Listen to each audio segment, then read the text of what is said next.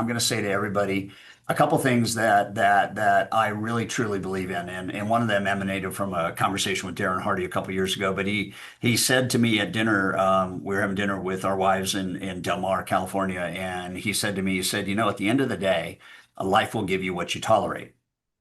Yeah. And so I park that on the sidelines for just a second. And then I say this, I say oftentimes the most expensive time in a leader's life is the time between when he or she gives up on somebody and does something about it. That gap is absolutely destructive, not Right. only in culture, and I think back to boundaries and back to the word tolerate. Why is it that we, A, give people so much time? And why is it that we don't understand that boundaries that are not honored and held to create disrespect between the employee and the leader? Just like in codependency as a parent and a son or a daughter, you can say something to your child, and the first time they break that boundary, if there is no consequence, and they break it again, and there's no consequence, and then they break it again, pretty soon they don't respect you because your boundary is meaningless. And I think one of the great lessons for leaders is to be bold and brave. Yeah. Yeah. Well, I think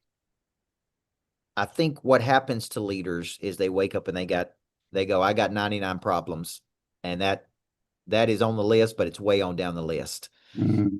That's the way they think about it. And let's just keep the trains moving. And I know I'm guilty of this sometimes. Like, hey, I got bigger problems than this one person. Yes, I need to get rid of this person. I got to deal with it. But I got to deal with these other things that are bigger than that right now. And I do think that's maybe how we justify it sometimes. And we say, hey, this is on the list, but it's way on down the list. It's not at the top of the list. Now, the truth is, I'm playing around with this concept for a small book called, like Make a Damn Decision. And it's kind of like I've studied the psychology of decisions, avoidance behavior of why people don't make decisions.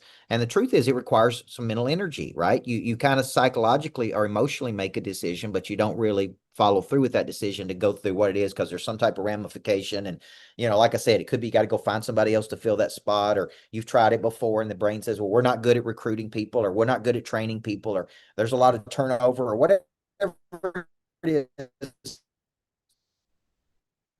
whatever it is you say. So I do think that's really the challenge of us, that there's certain people should stay and certain people should go. Right. And we do know that, but there's something in us. I know I have a heart for people. I'm a tough guy, but I'm also a very compassionate person. And I will stick with people and give them a chance and work on them and try to coach them and see the positive in them when somebody else would have said, you're out, man. Now, I'm also a guy who will walk in one day after a lot of that and go, today's the day, that today's your last day. And it's like I give them a lot of chances, and then I'm like, I'm done and you're out. Okay. So, and I think there's positives and negatives to that,